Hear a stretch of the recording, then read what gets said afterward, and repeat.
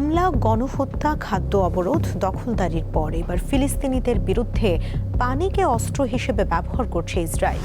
অধিকৃত পশ্চিম তীর ও গাজা ভূখণ্ডের প্রাকৃতিক ঝর্ণা, কূপ এবং পানি শোধনাগারগুলোর জবরদখল নিচ্ছে অবৈধ বসতি স্থাপনকারীরা। ফলে বেঁচে থাকার জন্য প্রয়োজনীয় পানিটুকুও পাচ্ছে না ফিলিস্তিনিরা, যা আন্তর্জাতিক অঙ্গনে এক নীরব পানিযুদ্ধ হিসেবে বিবেচিত হচ্ছে। গাজাতে অব্যাহত বিমান হামলা এবং গণহত্যার পাশাপাশি খাদ্যকেও অস্ত্র হিসেবে ব্যবহার করেছে ইসরায়েল। খাদ্যের অভাবে না খেয়ে অপুষ্টিতে মারা গেছে শত শত মানুষ। এবার অধিকৃত পশ্চিম তীরের ফিলিস্তিনিদের বিরুদ্ধে পানিকে অস্ত্র হিসেবে ব্যবহার করে ভূখণ্ডটি দখলের পায়তারা করছে জায়নবাদীরা। গ্রীষ্মের তীব্র গরমের মধ্যেই ফিলিস্তিনিদের জমিতে ব্যবহৃত সেচের পানির পথ ঘুরিয়ে তা দিয়ে সুইমিং পুল বানাচ্ছে ইসরায়েলি বসতি স্থাপনকারীরা। একদিকে সেই পুলে আনন্দে মেতে উঠছেন তারা, অন্যদিকে পানির অভাবে হচ্ছে না ফসল। অধিকৃত পশ্চিম তীর জুড়ে ফিলিস্তিনিদের স্বাভাবিক জীবনযাত্রাকে অচল করতে এভাবে একের পর এক পানির উৎস কেড়ে নেওয়া হচ্ছে। এটি তার একটি উদাহরণ মাত্র।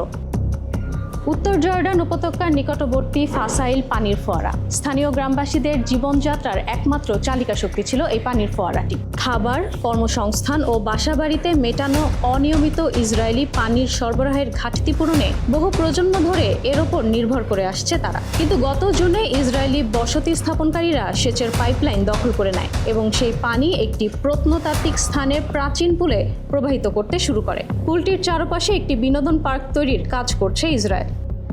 ইসরায়েলের কট্টর ডানপন্থী অর্থমন্ত্রী বেজালেল স্মোট্রিচ এই পুলের সংস্কারের জন্য সরকারি বরাদ্দ অনুমোদন করেছেন। আন্তর্জাতিক আইন অনুযায়ী এসব বসতি স্থাপন অবৈধ হলেও ইসরায়েলি প্রশাসনের ছায়াতলে উত্তর জর্ডান উপত্যকার প্রায় 95% প্রাকৃতিক ঝর্ণার নিয়ন্ত্রণ এখন বসতি স্থাপনকারীদের হাতে। পশ্চিম তীরের ফিলিস্তিনিরা অবৈধ বসতি স্থাপনকারীদের হাতে ক্রমবর্ধমান তীব্র সহিংসতার মুখোমুখি হচ্ছে। পানির উৎস দখলের পাশাপাশি ফিলিস্তিনিদের অবরুদ্ধ করার ঘটনাও ঘটছে, এমনকি বিদ্যুৎ সংযোগও বিচ্ছিন্ন করে দেওয়া হচ্ছে। বর্তমানে আন্তর্জাতিক আইন উপেক্ষা করে পশ্চিম তীরের বিভিন্ন বসতিতে 5 লাখের বেশি ইসরায়েলি বাস করছেন, যা জাতিসংঘ এবং অন্যান্য দেশ অবৈধ মনে করে। 1967 সালে পশ্চিম তীর দখল করে ইসরায়েল। তাদের দাবি এই ভূখণ্ডটি অধিকৃত নয়, বরং বিতর্কিত। ফাসাইল ফোয়ারা দখলের ঘটনাটি কোনো বিচ্ছিন্ন ঘটনা নয়। ফিলিস্তিনিরা বলছেন পশ্চিম তীরে তাদের বসবাস অসম্ভব করে তোলার চক্রান্ত এটি। জাতিসংঘের তথ্যমতে চলতি বছরেই এই অঞ্চলে অন্তত 160টি পানি ও স্যানিটেশন সাইটে হামলা চালিয়েছে ইসরায়েলি বসতি স্থাপনকারীরা। ফিলিস্তিনি কর্তৃপক্ষ বলছে এটি হচ্ছে ফিলিস্তিনিদের হত্যা করার একটি নীরব বুলেট। ইশরাত সুমা, দীপ্তবার্তা কক্ষ। ইরানের বিরুদ্ধে ডোনাল্ড ট্রাম্পের ঘোষিত নতুন কর্মসূচি অনুযায়ী ইরানের তেল বিক্রি, মুদ্রা বিনিময়, বিভিন্ন কোম্পানি ও জাহাজ নিবন্ধন সহ অর্থনীতি সচল রাখার সম্ভাব্য পথগুলো বন্ধের চেষ্টা করবে ওয়াশিংটন।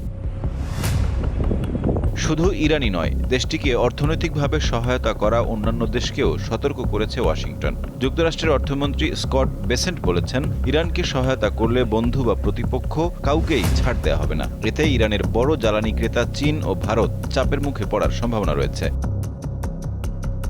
তবে ওয়াশিংটনের হুমকিতে নতি স্বীকার করেনি তেহরান। এই পদক্ষেপকে অর্থনৈতিক সন্ত্রাসবাদ বলে আখ্যা দিয়েছেন ইরানের পররাষ্ট্রমন্ত্রী আব্বাস আরাকচি। বিশ্লেষকদের মতে দীর্ঘদিনের নিষেধাজ্ঞা মোকাবেলায় অভ্যস্ত ইরানের ওপর নতুন চাপ কতটা কার্যকর হবে তা নিয়ে অনিশ্চয়তা রয়েছে। তারা বলছেন এতে বরং যুক্তরাষ্ট্রের মিত্রদের সঙ্গে টানাপোড়েন ও বৈশ্বিক জ্বালানি বাজারে অস্থিরতা আরও বাড়তে পারে। সোমবার যুক্তরাষ্ট্রের ট্রেজারি বিভাগের সংবাদ সম্মেলনে এই পরিকল্পনার বিস্তারিত প্রকাশের কথা রয়েছে। এখন প্রশ্ন, ইকোনমিক ডিডে কি সামরিক অচলাবস্থা ভাঙবে নাকি আরও বড় অনিশ্চয়তার দিকে ঠেলে দেবে বিশ্ব অর্থনীতিকে? সাইফুর রহমান শিশির, দীপ্ত বার্তাকক্ষ। পাকিস্তানের সাবেক প্রধানমন্ত্রী ইমরান খানকে হাসপাতালে স্বাস্থ্য পরীক্ষার পর ফের আদিয়াল কারাগারে ফেরত পাঠানো হয়েছে। এর আগে সুপ্রিম কোর্টের নির্দেশে শুক্রবার গভীর রাতে কড়া নিরাপত্তার মধ্য দিয়ে কারাগার থেকে তাকে শিফা ইন্টারন্যাশনাল হাসপাতালে নেওয়া হয়। সেখানে 6 সদস্যের বিশেষজ্ঞ চিকিৎসক দল ইমরান খানের স্বাস্থ্য পরীক্ষা করেন। চিকিৎসকরা জানান ইমরান খান নিরাপদেই কারাগারে থাকতে পারবেন। এরপর পিটিআইয়ের প্রতিষ্ঠাতাকে কারাগারে ফেরত নিয়ে যায় কারা কর্তৃপক্ষ। এর আগে ইমরান খানকে হাসপাতালে স্থানান্তরের বিষয়ে সুপ্রিম কোর্টের নির্দেশ চ্যালেঞ্জ করে সরকারের পক্ষ অবশ্য তা সরাসরি খারিজ করে দেন দেশটির সর্বোচ্চ আদালত। 2023 সালের আগস্ট থেকে দুর্নীতি সহ একাধিক মামলায় কারাগারে বন্দী রয়েছেন ইমরান খান। কারাগারে তার শারীরিক অবস্থার অবনতির কারণে গত 1 বছর ধরে উদ্বেগে সময় কাটাচ্ছেন দলীয় নেতাকর্মী ও পরিবারের সদস্যরা। ফিলিস্তিনের অধিকৃত পশ্চিম তীরে দখলদারিত্ব বাড়াতে প্রায় 1200 বসতবাড়ি নির্মাণের জন্য দরপত্র আহ্বান করায় ইসরায়েলের বিরুদ্ধে নিন্দা জানিয়েছে 7 দেশ। এক যৌথ বিবৃতিতে এই নিন্দা জানায় যুক্তরাজ্য, France, Germany, Italy, Netherlands, Norway ও কানাডা।